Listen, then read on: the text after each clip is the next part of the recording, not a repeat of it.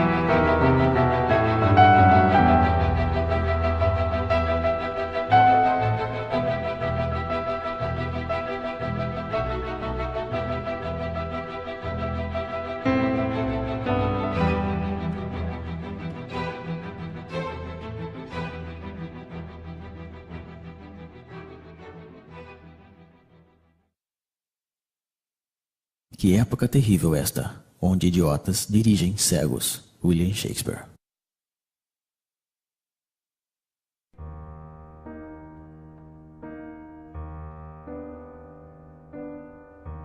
A servidão moderna é uma escravidão voluntária, aceita por esta multidão de escravos que se arrastam pela face da terra.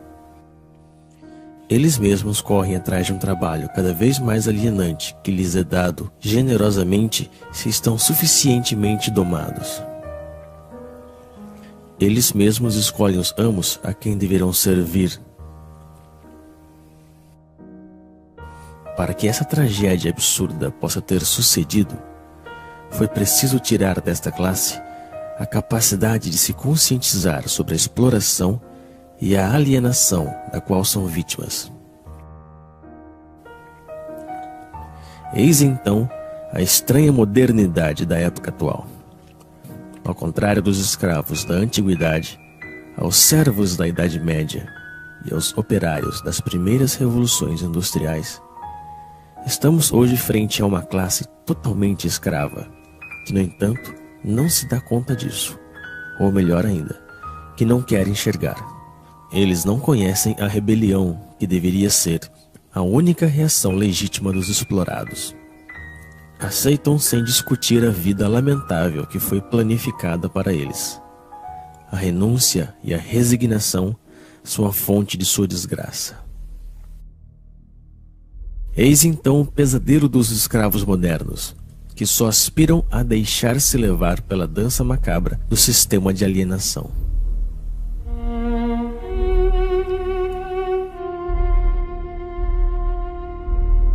A opressão se moderniza, estendendo por todas as partes as formas de mistificação que permitem ocultar nossa condição de escravos.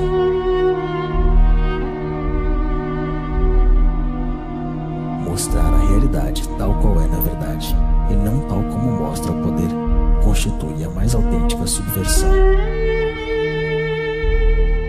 Somente a verdade é revolucionária.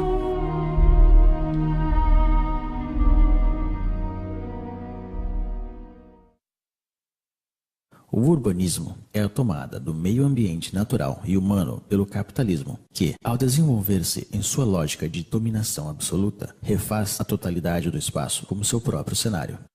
Guy Debord, A Sociedade do Espetáculo.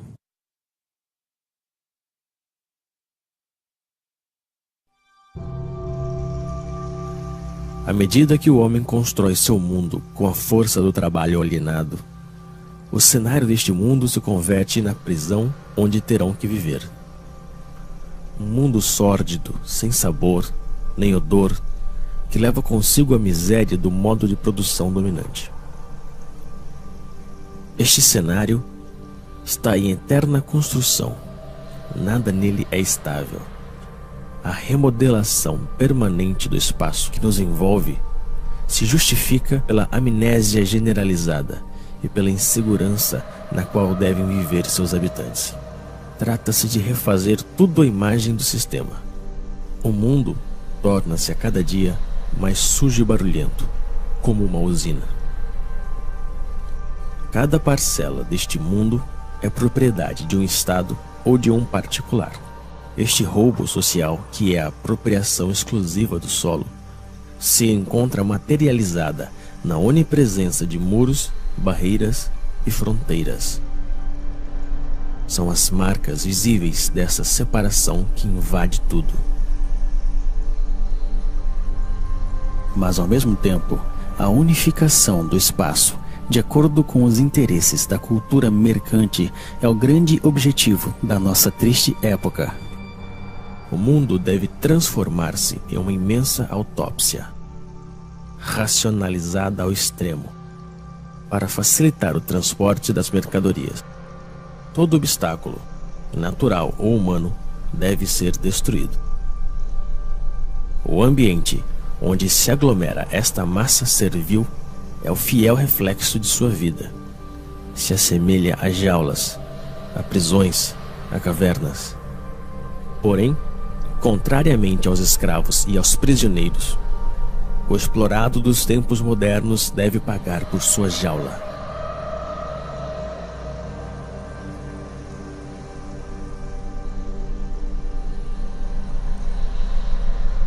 Porque não é o homem, mas o mundo que se tornou um anormal. Anthony Artaud.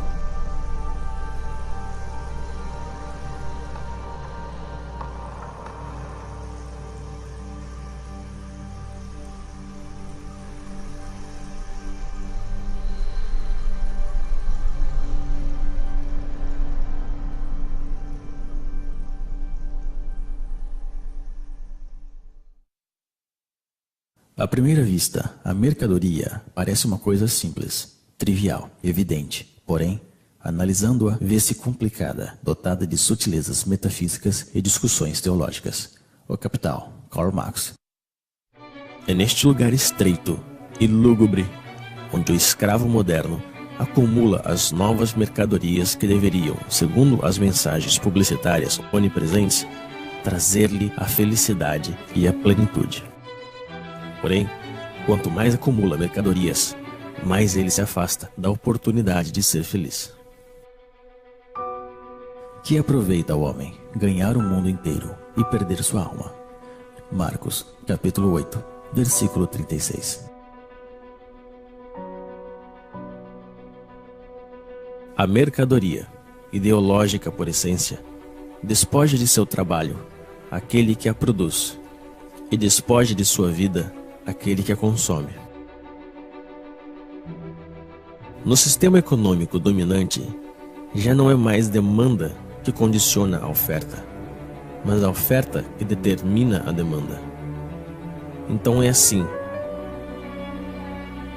que, de maneira periódica, surgem novas necessidades que são rapidamente consideradas como vitais para a maioria da população. Primeiro foi o rádio, depois o carro, a televisão, o computador e agora o telefone celular. Todas essas mercadorias, distribuídas massivamente em um curto lapso de tempo, modificam profundamente as relações humanas. servem, por um lado, para isolar os homens um pouco mais de seu semelhante e, por outro, para difundir as mensagens dominantes do sistema. As coisas que se possuem acabam por possuir-nos.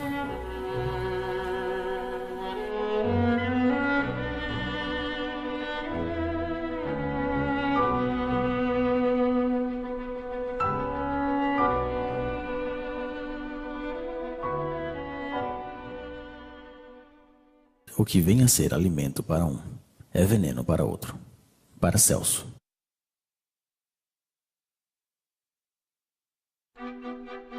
Porém, é quando se alimenta que o escravo moderno ilustra melhor o estado de decadência em que se encontra. Dispondo de um tempo cada vez mais limitado para preparar a comida que ingurgita, ele se vê obrigado a engolir rápido o que a indústria agroquímica produz. Errando pelos supermercados, à procura dos substitutos que a sociedade da falsa abundância consente em dar-lhe, só lhe resta a ilusão da escolha. A abundância dos produtos alimentícios apenas dissimula sua degradação e sua falsificação.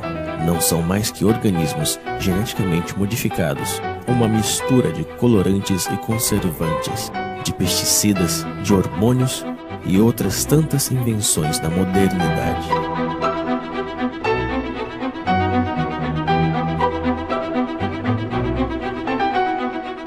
O prazer imediato é a regra de todo modo de alimentação dominante. Também é a regra de todas as formas de consumo, e as consequências que ilustram essa forma de alimentação se veem em todas as partes. Mas é frente à indigência da maioria que o homem ocidental goza de sua posição e de seu consumo frenético. Em vista disso, a miséria está em todos os lados, onde reina a sociedade totalitária mercante. A escassez é o reverso da moeda da falsa abundância. E num sistema que promove a desigualdade como critério de progresso, mesmo se a produção agroquímica é suficiente para alimentar a totalidade da população mundial, a fome nunca deverá desaparecer.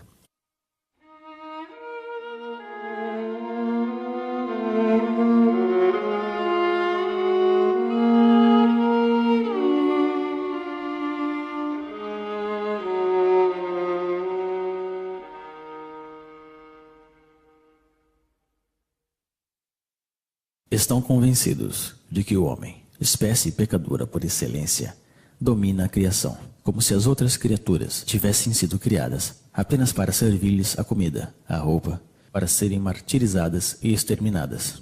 Isaac Bashevis Singer.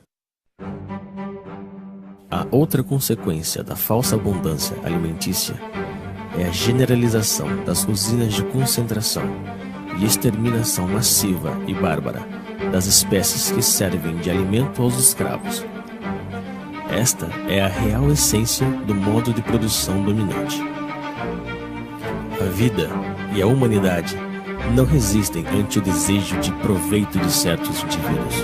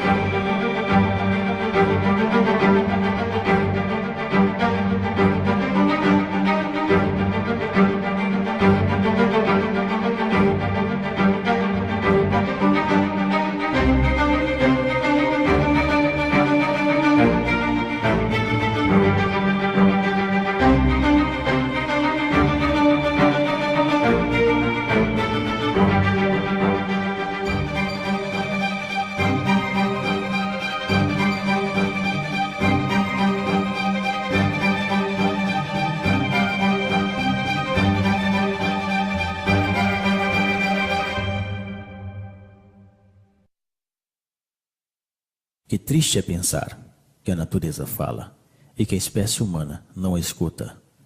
Victor Hugo.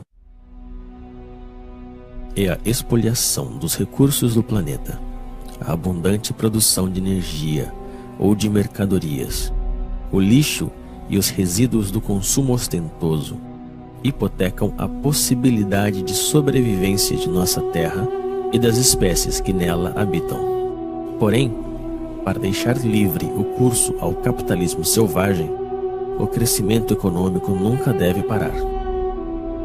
É preciso produzir e reproduzir ainda mais.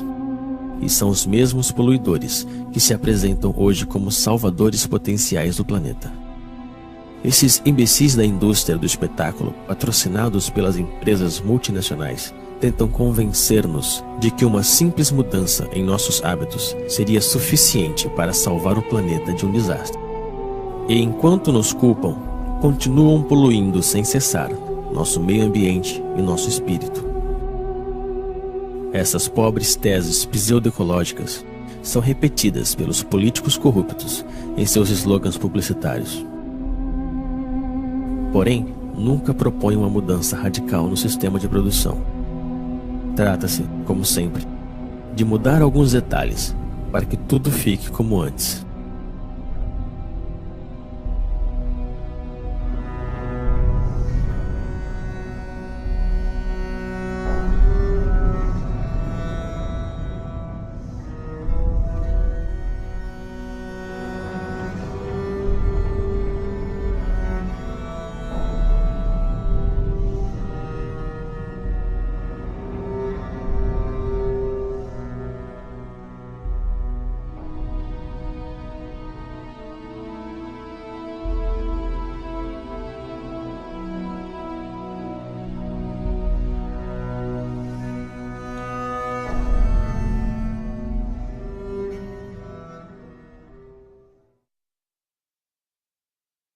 Trabalho. Do latim, tripalium, 3 paus, instrumento de tortura.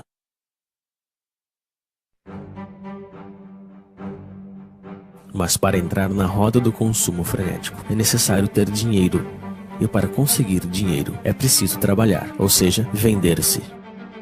O sistema dominante fez do trabalho seu principal valor, e os escravos devem trabalhar mais e mais para pagar a crédito a sua vida miserável. Eles estão esgotados de tanto trabalhar, perdem a maior parte de sua energia e têm que suportar as piores humilhações. Passam toda a sua vida realizando uma atividade extenuante e insidiosa que é proveitosa apenas para alguns. A invenção do desemprego moderno tem como objetivo assustá-los e fazê-los agradecer sem parar a generosidade do poder que se mostra tão generoso com eles. Que fariam sem esta tortura que é o trabalho? E são essas atividades alienantes que são apresentadas como libertadoras. Que mesquinhez e que miséria!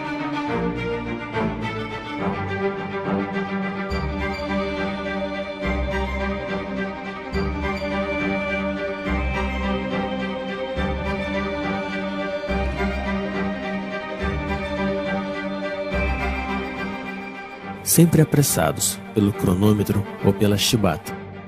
Cada gesto dos escravos é calculado a fim de aumentar sua produtividade.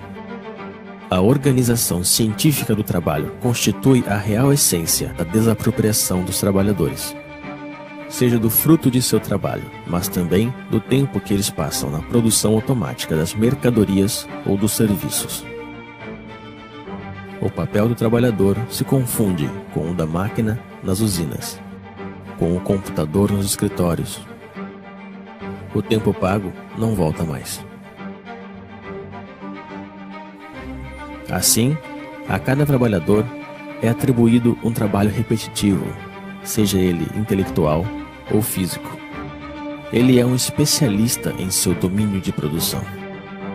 Essa especialização encontra-se na escala do planeta, no âmbito da Divisão Internacional do Trabalho. Concebe-se no Oriente, se produz na Ásia, se morre na África.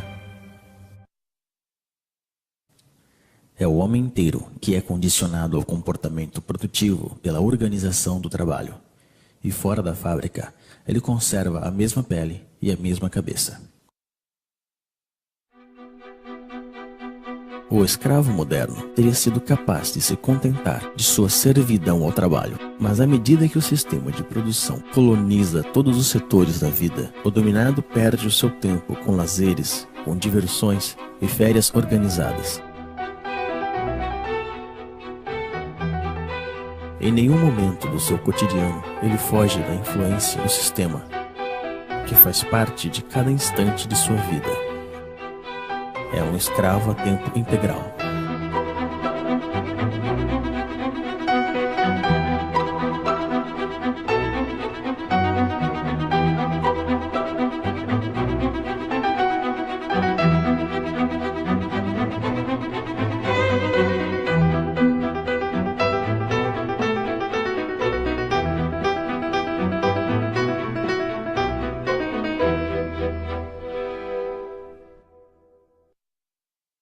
A medicina faz-nos morrer mais. Plutarco.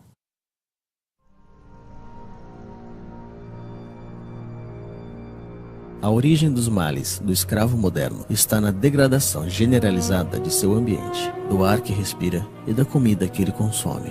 O estresse provocado pelas suas condições de trabalho e pelo conjunto de sua vida social.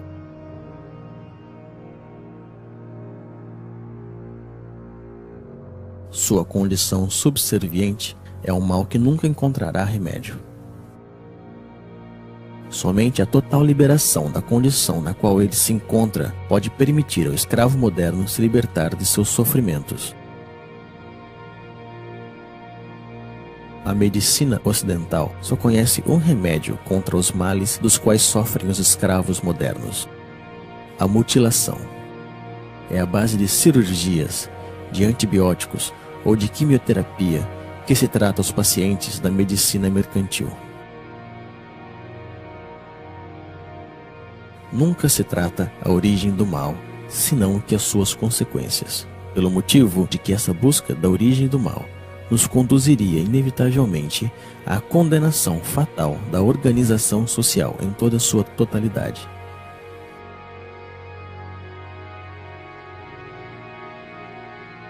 Assim como ele transformou todos os detalhes de nosso mundo em uma simples mercadoria, o sistema atual fez de nosso corpo uma mercadoria, um objeto de estudo e de experiências para seus pseudo-aprendizes de medicina mercantil. Os donos do mundo já estão prontos para patentear os seres vivos. O sequenciamento completo do DNA do genoma humano é o ponto de partida de uma nova estratégia posta em ação pelo poder. A decodificação genética não tem outro objetivo que o de amplificar consideravelmente as formas de dominação e de controle. Depois de tudo, nosso corpo também não nos pertence. De tanto obedecer, adquirimos reflexos de submissão. Anônimo. O melhor de sua vida foge entre seus dedos, mas ele prossegue assim, pois já está acostumado a sempre obedecer. A obediência se tornou sua segunda natureza. Ele obedece sem saber por qual razão, simplesmente porque ele sabe que deve obedecer. Obedecer, produzir e consumir. Eis aí o trítico que domina sua vida. Obedece-se aos pais, aos professores, aos patrões, aos proprietários, aos comerciantes. Obedecem-se também às leis, às forças da ordem e a todos os tipos de poderes, pois ele não sabe fazer outra coisa. Não existe algo que lhe dê mais medo que a desobediência, já que desobedecer, aventurar, mudar é muito arriscado. Assim como uma criança que se perde de vista de seus pais, o escravo moderno se sente perdido, sem o poder que o criou. Então, ele continua obedecendo. É o medo que nos fez escravos e que nos mantém nesta condição. Baixamos a cabeça frente aos donos do mundo. Aceitamos essa vida de humilhação e de miséria somente por medo. No entanto, dispomos da força numérica frente a essa minoria que governa. A força deles não sai de seus policiais, mas de nosso consentimento. Justificamos nossa covardia diante do enfrentamento legítimo contra as forças que nos oprimem com um discurso cheio de humanismo modernizador. A rejeição da violência revolucionária está ancorada nos espíritos daqueles que se opõem ao nome dos valores que este mesmo sistema nos ensinou. Porém, quando se trata de conservar sua hegemonia, o poder não hesita em se vestir da violência. Sob um governo que prende qualquer homem injustamente, o único lugar digno para um homem justo também é a prisão. Henry David Thoreau, A Desobediência Civil. No entanto, ainda existem indivíduos que escapam ao controle das consciências, mas estão sob vigilância. Todo ato de rebelião ou de resistência está de fato assimilada a uma atividade desviada ou terrorista. A liberdade só existe para aqueles que defendem os imperativos mercantis. A oposição real ao sistema dominante, infelizmente, é totalmente clandestina. Para estes opositores, a repressão é a regra em uso. E o silêncio da maioria dos escravos frente a essa repressão está justificado na aspiração mediática e política que nega o conflito existente na sociedade atual.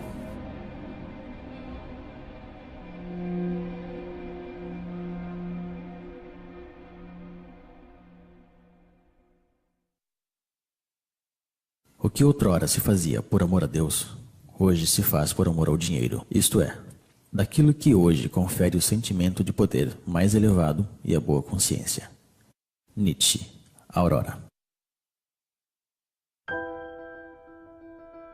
Como todos os seres oprimidos da história, o escravo moderno precisa de seu misticismo e de seu Deus para anestesiar o mal que lhe atormenta e o sofrimento que lhe sufoca. Mas esse novo Deus, a quem entregou sua alma, não é nada mais que nada. É um pedaço de papel, um número que tem apenas sentido, porque todo mundo decidiu dar-lhe. É em nome deste novo Deus que ele estuda, que ele trabalha, que ele luta e se vende. É em nome desse novo Deus que ele abandonou seus valores e está disposto a fazer qualquer coisa. Ele acredita que quanto mais tem dinheiro, mais se libertará dos problemas dentro dos quais ele está aprisionado. Como se a possessão andasse de mãos dadas com liberdade. A liberação é uma acesse que provém do domínio de si mesmo, um desejo e uma vontade de atuar. Está no ser e não no ter. Porém, é preciso decidir-se a não mais servir nem obedecer. É preciso também romper com esse hábito, que ao parecer ninguém ousa recriminar. O escravo moderno está convencido de que não existe alternativa na organização do mundo atual. Ele se resignou a esta vida, porque pensa que não pode haver outra. E é aí mesmo que se encontra a força da dominação presente. Entreter a ilusão desse sistema que colonizou toda a face da Terra. É o fim da história. Convenceu a classe dominada que adaptar-se à sua ideologia é como adaptar-se ao mundo tal qual se mostra e como sempre foi. Sonhar com outro mundo se tornou um crime criticado unanimemente pelos meios de comunicação e os poderes públicos. O criminoso, na realidade, é aquele que contribui, consciente ou não, na demência da organização social dominante. Não existe loucura maior que a do sistema atual. E, se não, fica sabendo, ó rei, que não serviremos a teus deuses, nem adoraremos a estátua de ouro que levantaste. Antigo Testamento, Daniel, capítulo 3, versículo 18. Frente à devastação do mundo real, é preciso que o sistema atual colonize a consciência dos escravos. É por isso que no sistema dominante, as forças de repressão são precedidas pela dissuasão, que desde a infância realiza sua obra de formação de escravos. Eles devem esquecer-se de sua condição servil, de sua prisão e de sua vida miserável. Basta olhar esta multidão hipnotizada frente às telas que acompanham sua vida cotidiana.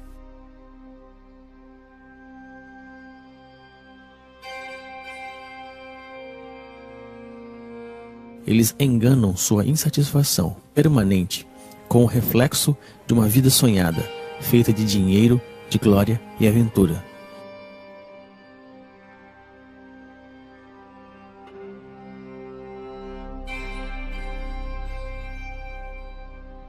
Mas seus sonhos são tão lamentáveis como sua vida miserável.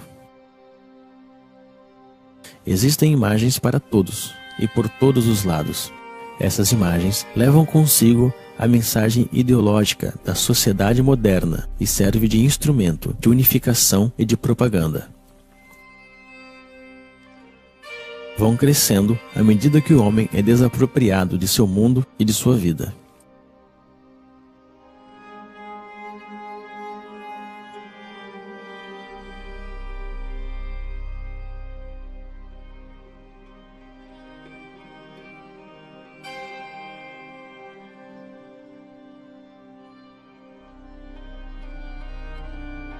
A criança é a primeira vítima dessas imagens, pois se trata de sufocar a liberdade desde o berço.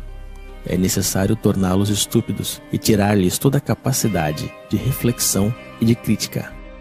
Tudo isso se faz, evidentemente, com a cumplicidade desconcertante dos pais, que não buscam sequer resistir frente à força imponente de todos os meios modernos de comunicação. Eles mesmos compram todas as mercadorias necessárias para escravizar sua progenitura.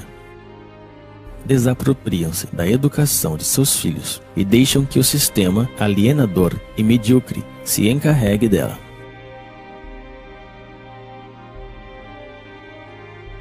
Existem imagens para todas as idades e para todas as classes sociais. Os escravos modernos confundem essas imagens com cultura e, às vezes, com arte. Recorrem seus instintos mais baixos para vender qualquer mercadoria. E é a mulher, duplamente escrava da sociedade atual, que paga o preço mais alto.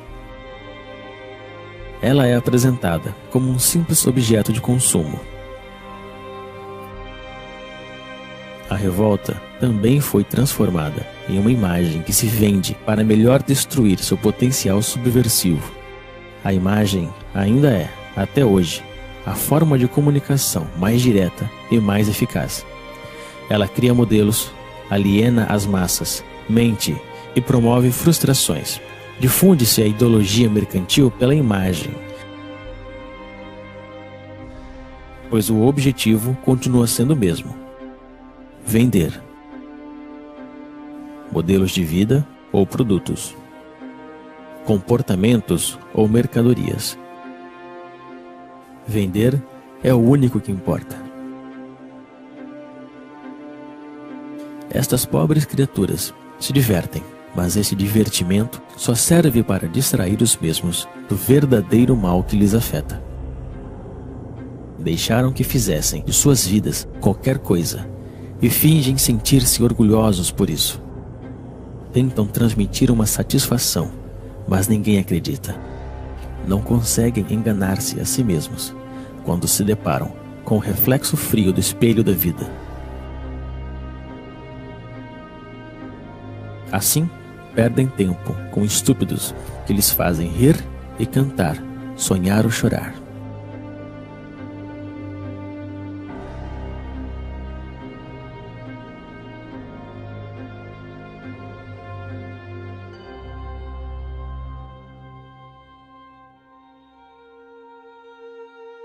Através do esporte mediatizado, se representa o êxito e o fracasso, os esforços e as vitórias que os escravos modernos deixaram de viver em seu cotidiano. Sua insatisfação lhe incita a viver por procuração frente ao aparelho de televisão.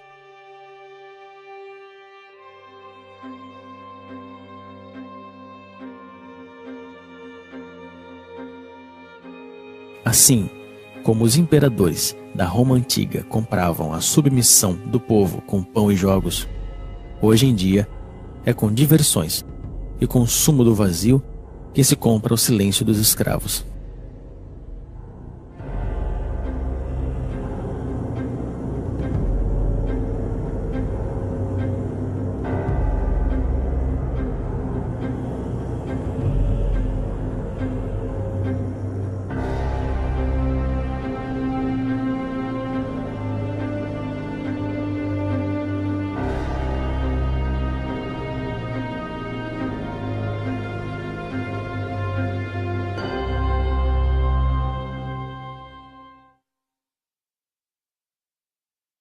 Nós acreditamos que dominamos as palavras, mas são as palavras que nos dominam. Alan Ray.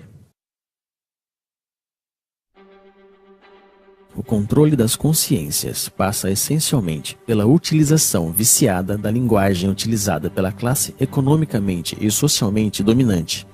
Sendo o detentor de todos os meios de comunicação, o poder difunde a ideologia mercantil, através da definição petrificada, parcial e falsa que ele dá das palavras. As palavras são apresentadas como neutras e sua definição como evidente. Porém, estando sob controle do poder, a linguagem designa sempre algo muito diferente da vida real. É, antes de tudo, uma linguagem de resignação e impotência, a linguagem da aceitação passiva das coisas tais como são e tais como devem permanecer. As palavras trabalham por conta da organização dominante da vida, e o fato mesmo de utilizar a linguagem do poder nos condena à impotência. O problema da linguagem está no centro da luta pela emancipação humana. Não é uma forma de dominação que se junta às outras, mas o coração do mesmo projeto de submissão do sistema mercantil totalitário.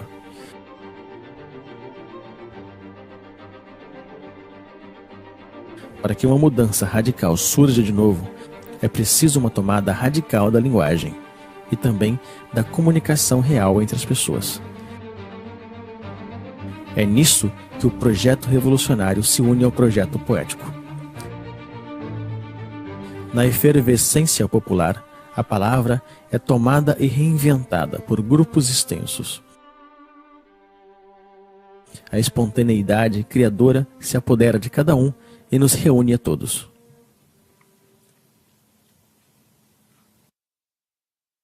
Votar é abdicar.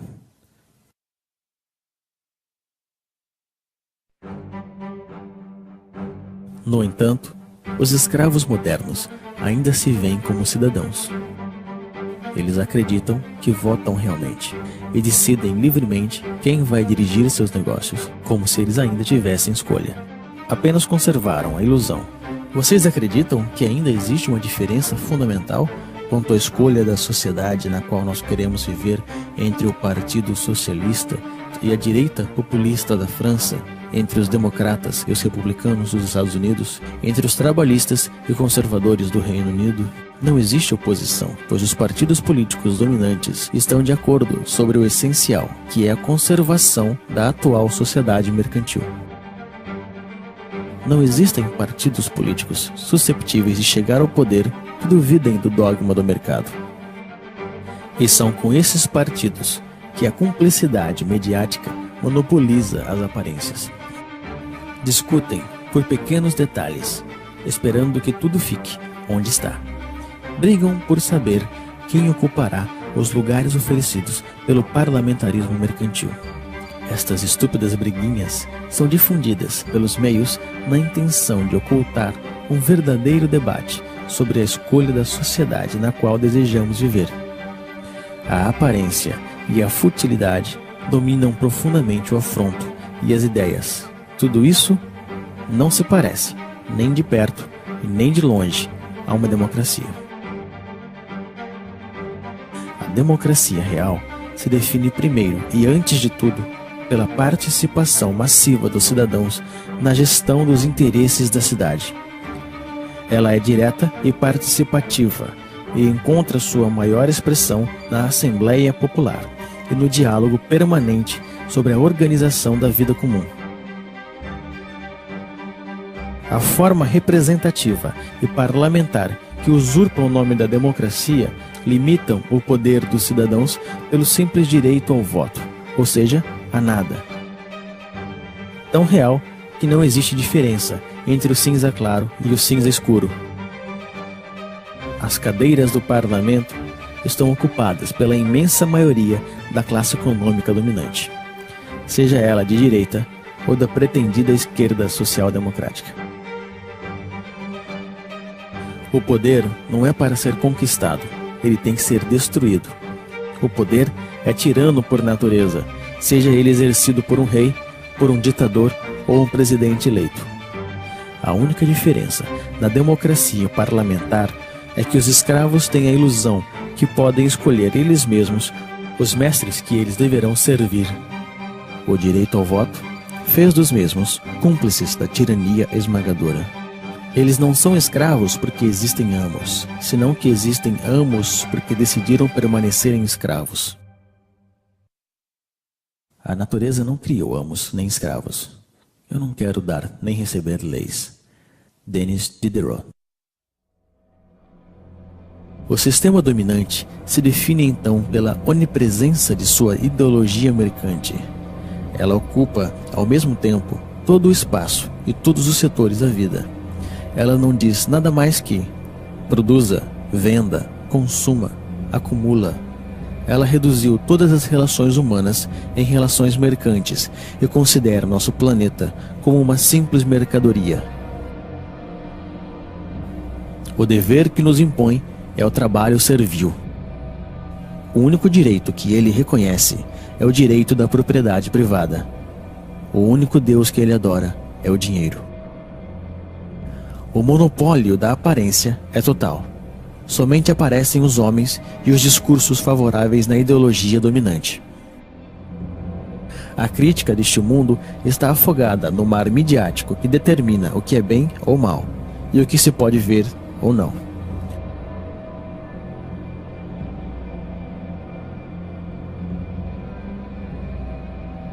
A onipresença da ideologia, o culto ao dinheiro, monopólio da aparência, partido único disfarçado de pluralismo parlamentar, ausência de uma oposição visível, repressão sob todas as formas, vontade de transformar o homem e o mundo. Eis o verdadeiro rosto do totalitarismo moderno que chamamos de democracia liberal. Porém, é necessário chamá-la pelo seu verdadeiro nome: o sistema mercantil totalitário.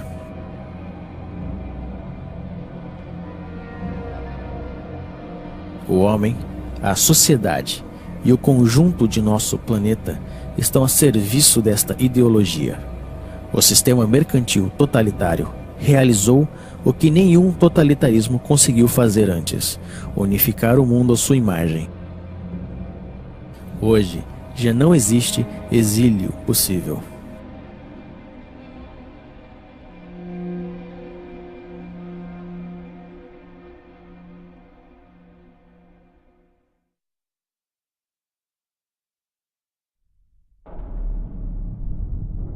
À medida que a opressão se estende por todos os setores da vida, a revolta toma aspecto de uma guerra social. Os motins renascem e anunciam a futura revolução.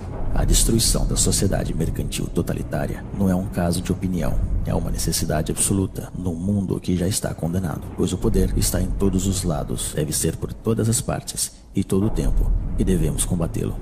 A reinvenção da linguagem, o transtorno permanente da vida cotidiana, a desobediência e a resistência são as palavras mágicas da revolta contra a ordem estabelecida. Mas para que desta revolta surja uma revolução, é preciso unir as subjetividades em uma frente comum. É na unanimidade de todas as forças revolucionárias que devemos trabalhar. Isto só se pode conseguir quando temos consciência de nossos fracassos passados. Nem o reformismo estéril, nem a burocracia totalitária não podem ser uma solução para nossa insatisfação. Trata-se de reinventar novas formas de organização e de luta. A autogestão nas empresas e a democracia direta na escala comunal constituem as bases desta nova organização, que deve ser anti-hierárquica, tanto na forma quanto no conteúdo. O poder não é para ser conquistado, ele deve ser destruído.